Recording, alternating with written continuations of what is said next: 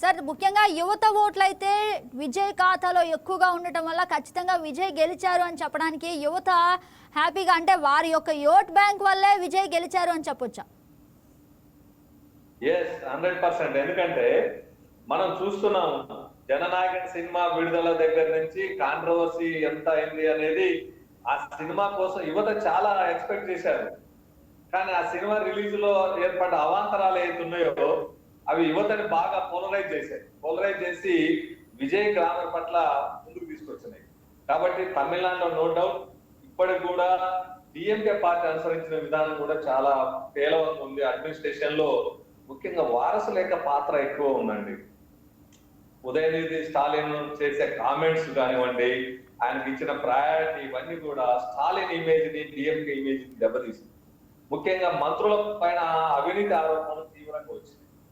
ఈ అన్ని కారణాల వల్ల డిఎంకే వైఫల్యం చెందింది. తర్వాత ఇండి కూటమిలో ఒక రకమైన అన్సర్టెనిటీ ఉందండి. ఇప్పటికి కూడా ఇండి కూటమి కాంగ్రెస్ దాన్ని లీడ్ చేసి దాన్ని కంట్రోల్ చేసే స్థితిలో లేదు. అక్కడ పశ్చిమ బెంగాల్ అదే జరిగింది, ఇక్కడ తమిళనాడులో అదే జరిగింది. ఇండి కూటమి కాంగ్రెస్ ఏదైతే లీడ్ చేస్తుందో దాన్ని సిస్టమేటిక్ గా లీడ్ చేయకపోవడం కూడా ఇక్కడ ప్రధానంగా బీజేపీ రావడానికి కానివ్వండి, ఇక్కడ టీవీకే పార్టీ రావడానికి కానివ్వండి ప్రధానమైన కారణాలని నేను భావిస్తున్నాను.